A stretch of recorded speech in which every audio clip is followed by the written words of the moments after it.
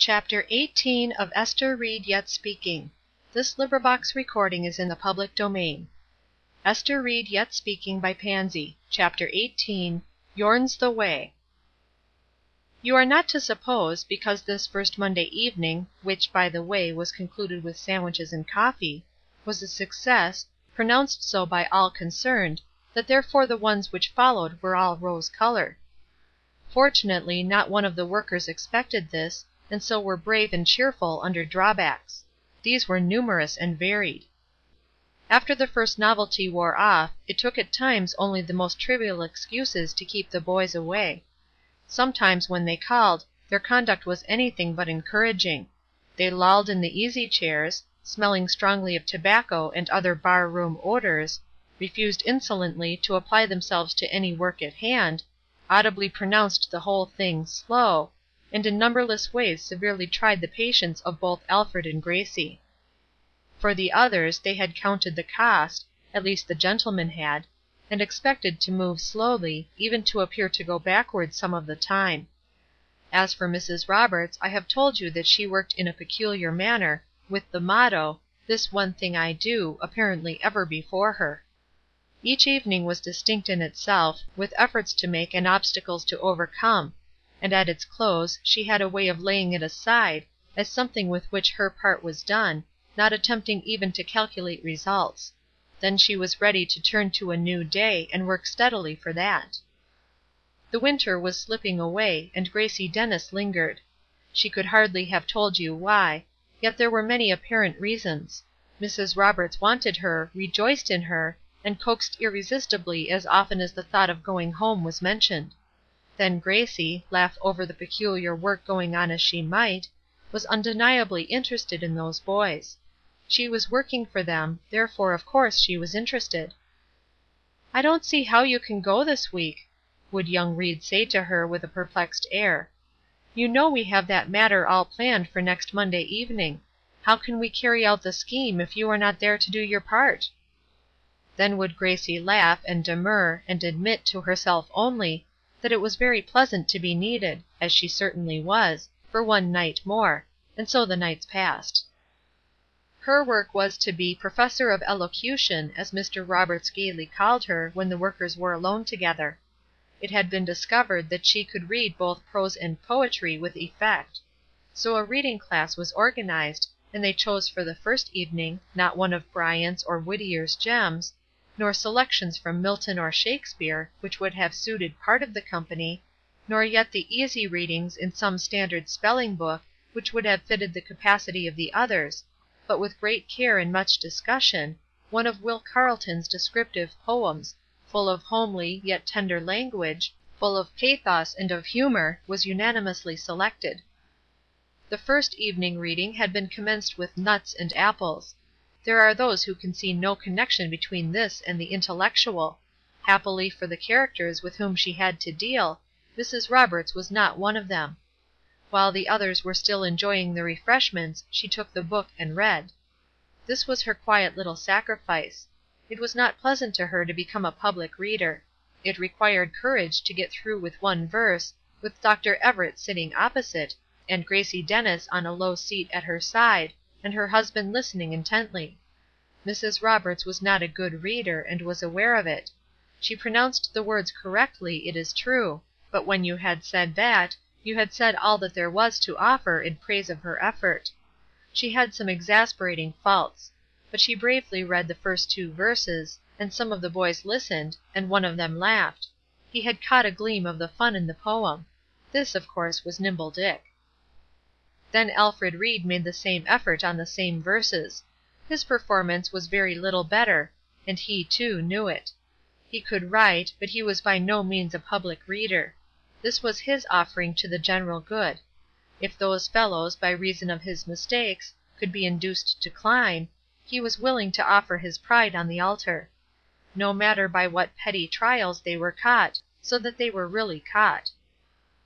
Then followed Gracie Dennis, and her own father, acceptable preacher though he was, might with credit to himself have taken lessons of her. She was certainly, for one so young and unprofessional, a magnificent reader.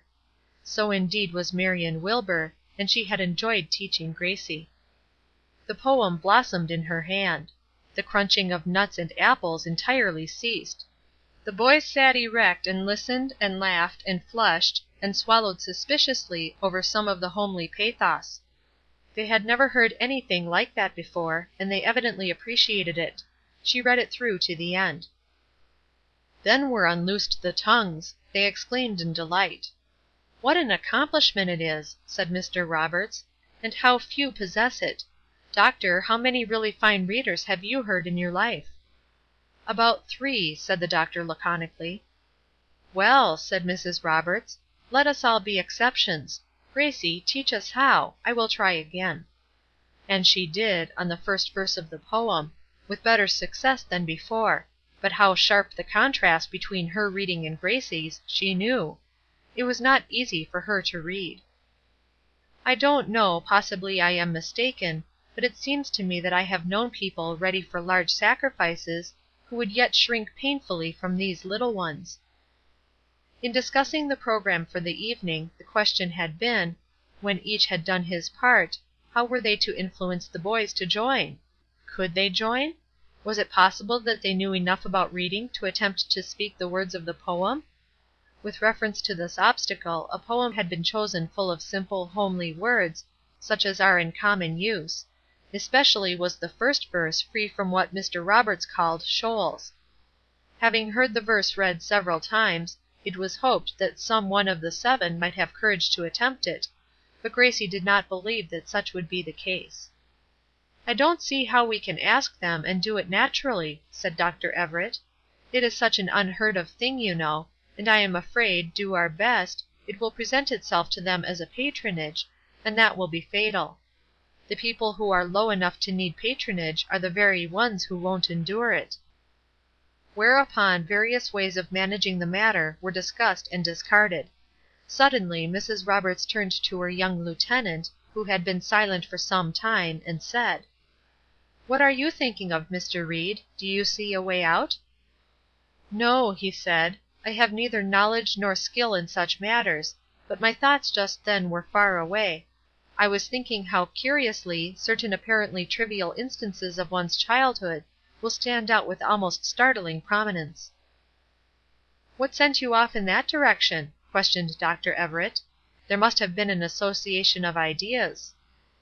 "Oh, there was. I was thinking how vividly I remembered a discussion between my mother and my sister, younger than Ester, in regard to some matter which perplexed them; and when they could come to no satisfactory conclusion they appealed to my sister Ester, who was resting as usual on her lounge.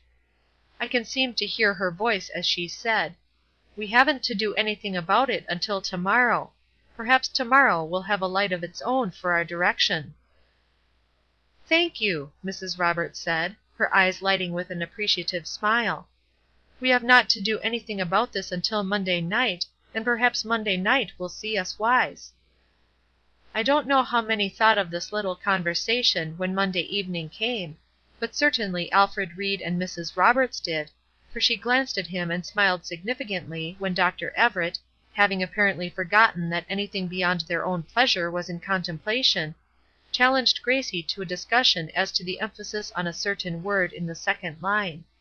He had never heard it so read, and he called for an analysis that would sustain the reading, and received it, and was not yet prepared to yield the point, but read the verse as he imagined it should be read, and then Gracie, at Mr. Roberts' call, repeated it with her rendering, and I am not sure but all parties concerned actually forgot their final object in the interest of the discussion, until they were suddenly called to it by an interrupting voice.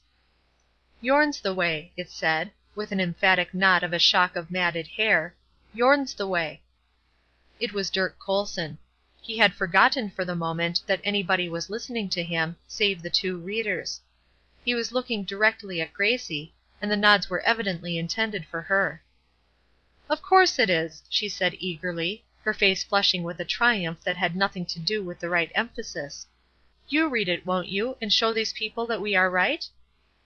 Afterward Mrs. Roberts confessed that she involuntarily placed her hand on her heart, with a dim idea of hushing its beating, lest others could hear, so important to her did the moment seem. Dr. Everett looked dismayed. The least hopeful one of the 7 seemed Dirk.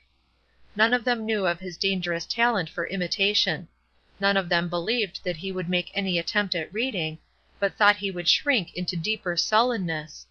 All of them were mistaken.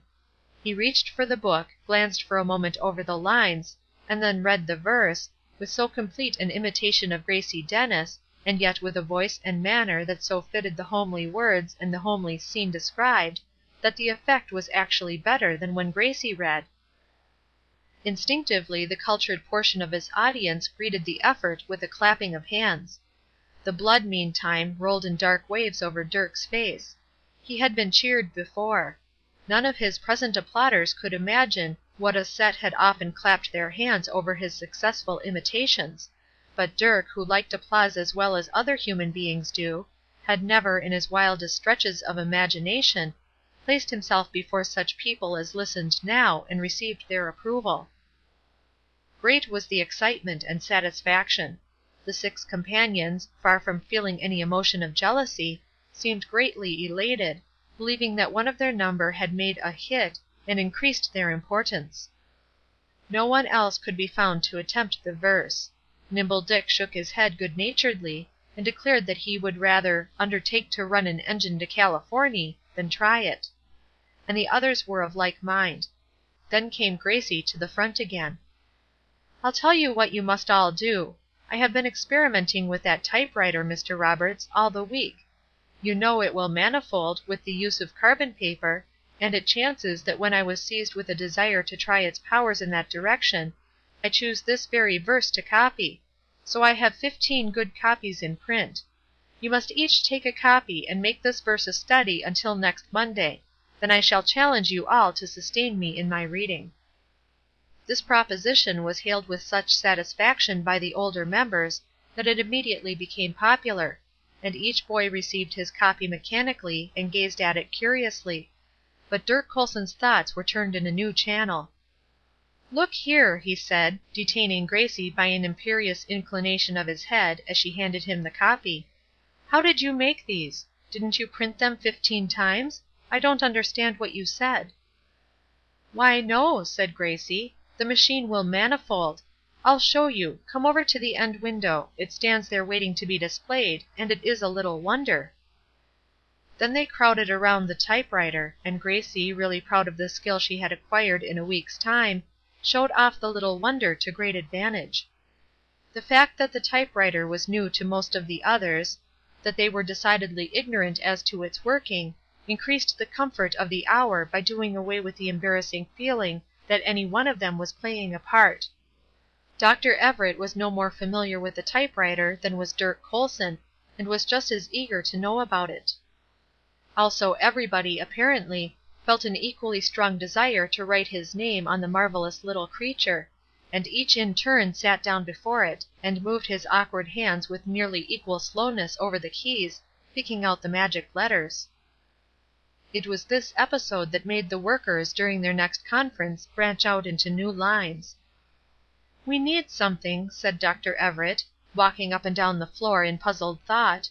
"We need something that shall be a genuine common interest, of which we are all, or all but one, equally ignorant; something that we can take hold of with zest, on as low a platform as the most ignorant of those seen. I was convinced of that when I saw the abandon with which we all went into the typewriter business, with a naturalness and equality that, in the matter of reading and writing, it is impossible for us to feel. If the machine were complicated, so that it would take us each 3 months or so to master it, that would do. What can we take up that will place us on a level?" Chapter 19. Recording by TriciaG.